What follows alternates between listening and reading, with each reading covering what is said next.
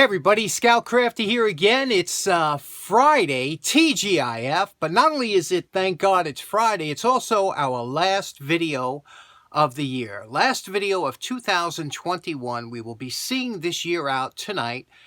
And for a lot of you, I know you're not sad to see this year go by, especially for those of you who did not heed my warning and stop watching the news. You know, I'm sure this has been a rough year for you. But for me, I have to tell you, as bad as this year was that I heard for a lot of people, it wasn't a bad. There are some challenges. We all face challenges. But, you know, the fact that I don't watch the news makes my life so much better than those that do. Because no matter how much you think it's not affecting you, it's tearing you down from the inside out. So avoid that. And a good thing about the end of the year, it's a good time to look back at the last year and see what you've accomplished and look forward to the next year and see what kind of goals you want to accomplish for next year. And I know I used to make a list of things I wanted to do, but now I kind of do it as a mental list. I really do mine on my birthday. And that's when I take the time off. On my birthday, it used to disappear the whole day, and I used to actually go up into the mountains and just meditate and think, what did I do this year? And what did I accomplish? What did I miss? Did I fail? Did I achieve? And it's a good thing to do. So if you haven't done that, this is a good time to do it. Also a good time to make New Year resolutions, which we all do. I'm sure diet is at the top of a lot of lists. And somewhere around February, either you're sticking with it or it didn't go as well as you thought, But we've all kind of overindulged a little bit over the holidays, that's normal. But like I said, 2021, it'll be passing and the new year coming. So for today's episode, we got a few things to talk about. And we also have our New Year's lantern lighting, a tribute to a friend of mine that passed a couple of years ago, Bob the Lantern Guy. So we get into that later. But first off, let's see what we got to start off the show. I picked up some really cool stuff that we're going to be doing early next week, and I'm going to give you a sneak peek right now. So look quick. Oh, did you miss it? Oh, you're going to love it. We got some great stuff coming up. But first off, I want to start with the wagon that we did last week. I got a funny story to tell you about that. So quick recap. You remember we put some new tires on this radio flyer for my brother-in-law. He wanted to keep it the way it was, and he wanted to pretend all of a sudden. So I put it on the floor here. I stepped just to check it out, and I blew out the front wheels. Check this out. So now I already painted these. Everything was good. What happened was I just put a little bit of weight on this thing and they blew out, and I realized what it was. What it was, my sister didn't overload the wagon. What it was Radio Flyer at that year used these cheap, super cheap wheels that were made from a plastic that wasn't UV protected. Now, what that means, ultraviolet light from the sun will degrade almost everything. Even the things that say UV rated or that have UV protection in it, that only lets it last longer. Nothing stops the UVs from deteriorating certain things, especially nylon rope or plastics, things like that. That's why those white plastic fences, those things only have a limited lifespan. And what happens is, even though they look sound, they become structurally weak. And you see this here, look. It's like, look how chintzy this plastic. You could never do that when it was new. So these are now trash, just like everything else. Although the tires are good, I probably could somehow take them off the rim and somehow make new tire. But what I did was I ordered 2 new ones, like the rear ones. And again, I'm going to have to make new bushings. But these things went up in price. Did you notice? Maybe you have noticed. I don't know. Did you notice that some of the prices for things have gone up a little bit? Yeah, it's true. Can you believe it? I don't know. Anyway, these doubled. You remember that drill bit set I did, the one with the 100 and the up to 1 inch that I showed a couple weeks ago? Well, somebody wrote me and said, "Hey, could you send me that link?" When I bought it, it was $119. It's now $189, and that's only in 2 weeks. It's amazing prices are rising a little bit. And these, when I got the two tires for the back, they were like $15 for two. Now they're $15 a piece. So now this wagon is crazy. I could have bought a new wagon. But one thing I have to say about this tire, the smell. I love the smell. It smells like a Harbor Freight. You know, when you go to Harbor Freight, they all got that. That's the rubber that you're smelling on, whatever they're using. It just has a, yeah, it has that kind of crazy. I like chemical smells, most of them. Except the one thing I can't stand the smell is this. Ballistol. Have you ever tried this? This is it's like a mineral oil, but it's got a scent to it. And I'm trying to get used to it, and it's grown out a little bit. But man, when I first smelled it, I was like, ooh, that doesn't smell too good. But it's safe for using. It lubricates. But like I said, it's like a mineral oil. But they've been using this for years. And it has, mineral oil is a fantastic cleaner and a lubricant. But they have some chemicals they added to this. And a lot of people swear by this. They use it for all kinds of stuff. I'm trying to, you know, like it. Like I said, I bought it, but I'm trying to get used to it. The thing I do like about it is the packaging. I like the container it comes in, the screw top with the plastic like that. It's just a great container. And, of course, the beautiful font and the way it's written. And it was since 1904. This comes in, you know, second to my all-time favorite as far as container goes. And I know a lot of you old-timers out there, you've seen this before. You can't even get them anymore because this was the metal one, Marvel Mystery Oil. Probably some of the best graphics. Oh, that's just beautiful, isn't it? And then it's a fantastic product. Can I squeeze in one last rant for this year? And that is about these stickers, you know. It's bad enough if you're going to put a sticker on, you know, you would think you would put it on the back side of the wheel. You know what I mean? So they put it on the face of the wheel. So you say, okay, so you start to peel it off.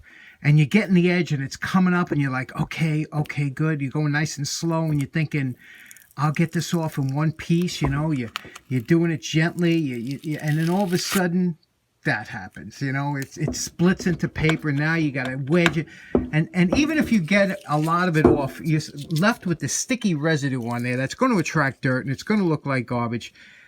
I like to take, I use lighter fluid. A lighter fluid is so, it doesn't harm anything that you put it on, but it makes it so much easier to take that gook off. Lighter fluid. My favorite is Ronsonol, and Ronsonol actually has a little bit of oil in it too, but you just put a little bit on there and using a rag and just to let the solvent do the work. It'll come up, it'll take it up in no time. Wipe it right off. 1, 2, 3. Always get in the habit of using the least volatile or destructive solvent first. Like, don't go to acetone or lacquer thinner first. Those will work, but they are very harsh on all kinds of plastics. Go with the lighter stuff. Ronsonol or WD-40 is another one. Go with the lighter and keep your plastic from being destroyed. Now we're calling this done. The wheels all match now. Thank goodness I was able to get the same ones, although they were a little bit expensive. The inside's done. I even painted the black over, but I didn't touch. He didn't want the rust removed on the cab. So anyway, we're done with this. Next up, you remember last week we did this tool that we didn't know what it was. We're still not sure, but a couple people suggested that maybe it was meant to join the two pieces, the two studs together, that when you put this in between and you clamp this together and put the hole through, that all you have to do, and I'm sure you what they mean, is clamp it together. There's two pieces of sheet metal. We're going to punch it now. Okay, it's punched, and they say this way, now all you have to do is bend those pieces over and you have a secure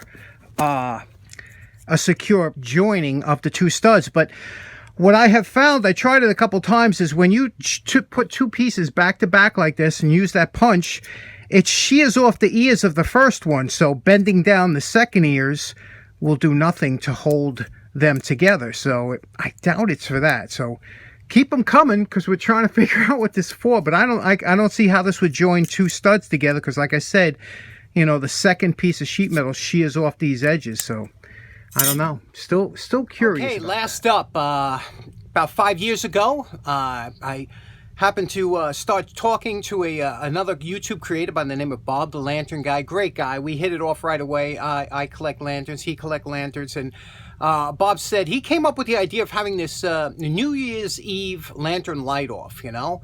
Get a few lanterns together on New Year's Eve, and we did it, and it took off. And then and a couple other YouTube creators have jumped in. Ken and Rob both jumped in, and they do it, and it just becomes kind of a thing we do now. This is the 4th year, and it's 2 years ago, coming up, it'll be 2 years in June. Bob passed away, so we're doing this now in memory of Bob, and it's a nice little time to have. And if you if you like lanterns, which a lot of us do, kerosene lanterns, they're so simple, such a fantastic design, and they're timeless. And I'll tell you, you light a lantern, you put on your porch, you shut off all the electric lights, and you just sit there with that lantern. There's something about it. And you ask anybody that does it, and they'll know what I'm talking about. In Jacktown, if you go there at night, they have lanterns all around the place. Everybody has kerosene lanterns going. It's just a beautiful scenery, it's like going back in time. So I always loved it. So with that, I'm going to get some lanterns together. We'll go upstairs and light them up in memory of Bob. And here we go. This is 2021 tribute. Oh, there's tribute to Bob the Lantern Guy, lantern lighting. And I got some interesting lanterns here. Every one of these has a story. Let me show you. Let me put on a light, get a little bit of lighting, and show you some. Okay, here we go, a little bit brighter. Now, if you look at the top lanterns, those were old camping lanterns. Boy Scouts used to bring those on camping trips and things like that when liquid fuel was still allowed. Some interesting one. This here is a buggy lantern. And if you notice, it has a little bit of a magnifying glass in the front. They still use these, the Amish still do. And on the back, it has a red lens, which I always love these little lanterns. And again, I don't have any real special ones here, but just some nice ones, and they're always fun. That is very interesting. This is a kind of a steampunk lantern. If you look, and that one here has a big mirror behind it. And that's the only one that's a candle instead of kerosene. This is a modern lantern here. And then we have some highway lanterns. This one here is one of my favorites. Let me show you this. Now, I did a video on this some time ago. This is a Eastern European military lantern. You can see here there's a little catch on the back here. And what makes this so interesting is if you turn the top here, you can change the lens color. It has an internal box that will switch, and you can see it was red. Now this is amber. And then it has a bluish or bluish green. And let me set it up here. There we go. It's in the detent now. It's just a fantastic little lantern. I've always loved this style lantern.